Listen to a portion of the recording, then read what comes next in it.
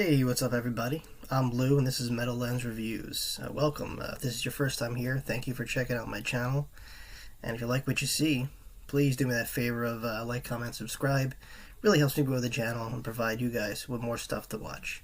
So what are we doing right now? Not a video reaction, not a movie review, not a podcast, really. This is more of a passionate subject of mine, so I'm just going to discuss with you guys a little bit. Call it a Hollywood pitch, actually, if any you Hollywood agents there are, bored or ran out of ideas. Maybe you could watch this and get the wheels spinning. Just saying. So most of I'm a huge history fan. Mostly violent history, I'm going to be honest with you. Crusades, medieval stuff, Rome, Greece, and of course my favorite, the Byzantine Empire, which I'm going to get to a little bit. Now, this isn't a specific discussion. I need a lot more time for that, actually. What I used to do in my old channel, I used to kind of write down notes and try and remember them and, recite them. Whether it be I'm talking about a specific person or a place. I'm not going to do that. This is just a pitch, okay? I'm throwing it out there. For anyone who has a budget, who's connected to Hollywood, who wants something interesting and historic and real, because I know you guys ain't the best at historical accuracy. Maybe you could try just a little bit harder. So this is kind of that, something that would definitely sell. I'll get to it in a second. So, real quick, let's talk about movies, all right? For every great movie, sometimes there's a great sequel. Now follow me here, right? We got Terminator. We got Terminator 2, Judgment Day, right? Phenomenal sequel. Alien. We had Aliens, right? James Cameron. Phenomenal. Star Wars. Empire Strikes Back. You follow me here? Okay. All good follow-ups and sequels. Just recently, Dune 2, which is probably going to pull Hollywood, maybe, out of the graveyard, Just saying. But what about Empires? Are there great sequels to Empires? Listen to this. So, Rome fell, right? We all know that. A lot of people keep telling me, like I don't know. But yes, I'm completely aware. We all are aware of that. Rome did fall, so I should probably get over it. Nah, guess what? Rome had a sequel. Did you know that? Yeah, it's called the Byzantine Empire, or the Eastern Roman Empire. Because those people that lived in Byzantium or Constantinople didn't call themselves Byzantines. That was made up further down the road. They called themselves Romans. Now, they weren't quite Italian. Some weren't quite Greek either. They were like this mix of all the people that kind of lived there. So you had Arabs, Armenians, Georgians, maybe some, Rus, aka future Russians, whatever. And they all made up these people, But yeah. Rome as a whole, I'm talking about the West and the East, together lasted 2,000 years. Now, there's been a dozen friggin' movies, old and new, about Rome, but not one about Byzantium.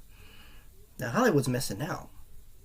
Because I'm just going to shout out a few celebs from Byzantium, or the Eastern Roman Empire, that could really, be good storytelling. If you do it right. If you make it weird, and put politics in it, it's going to crash and burn. But if you just do it right, maybe hire a historic advisor on set, might do you some good. Alright, so what about the OG, right? Constantine the Great. The guy might ring a bell, Council of Nicaea. He's the guy that made Christianity great again in Rome. And then he established Constantinople, which was called Byzantium, That's what it was called, the plot he landed at. But he renamed it Constantinople after himself. Constantinople, get it?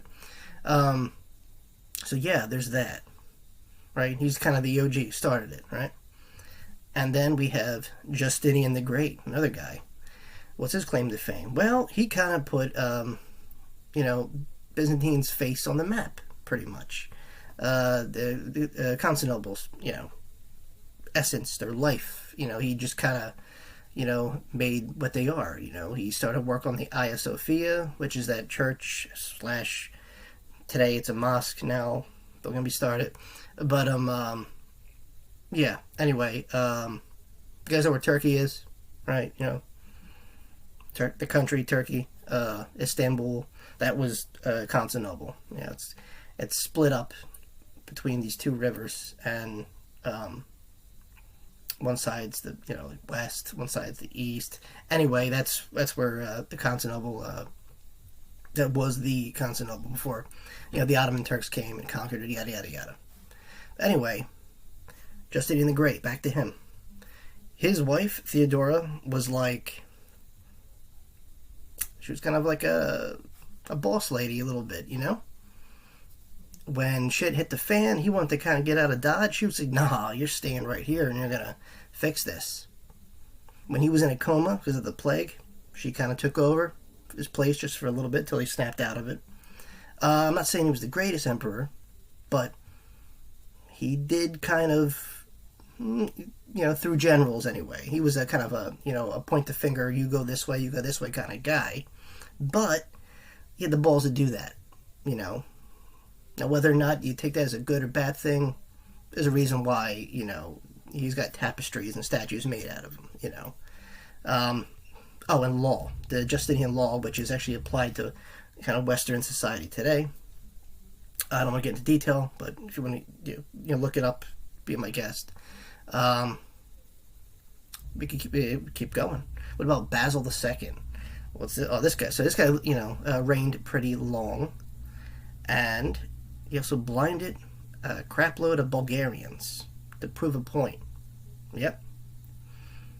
And the story goes, he blinded a bunch of these I think it was like 100 Bulgarians. I'm not sure the exact number.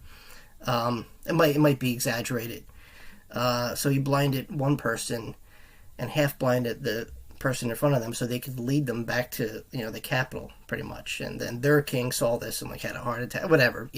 I'm sure the story, give or take, may or may not have happened, but the guy was pretty badass. Okay, Basil II, Basil II, he was one of the guys that stood in a castle and pointed fingers. You go this way, you go this way. He was a guy that was kind of in the trenches.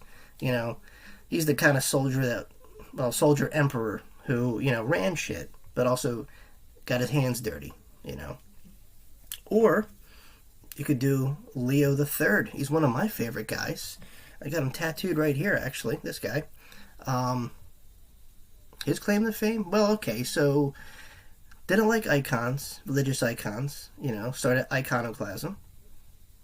Well, I guess kind of more of his son kind of, drove that policy. But, to me, Leo the Third, also called Leo the Syrian, I feel like kind of saved Western civilization just a little bit. So during his time, the biggest baddies at the time were the Arab caliphates, the Muslim caliphate, and I'm not sure which dynasty, but they were just kind of closing in. Leo cut some deals, kind of did the old switcheroony, and double-crossed them, and had them annihilated pretty much, with the help of Bulgars and the winner. And, but yeah, now I think anyway, if Constantinople would have fell back then, I'm talking in the 700s AD, then what's to stop, that, the caliphate from pushing on, maybe taking, I don't know, Italy or Spain, they almost did, and, I think the map would have been a lot different if that would have happened. All respects to all the cultures and all the religions. I mean, history is history. Either way you look at it. Both sides did great accomplishments for mankind in one way or another.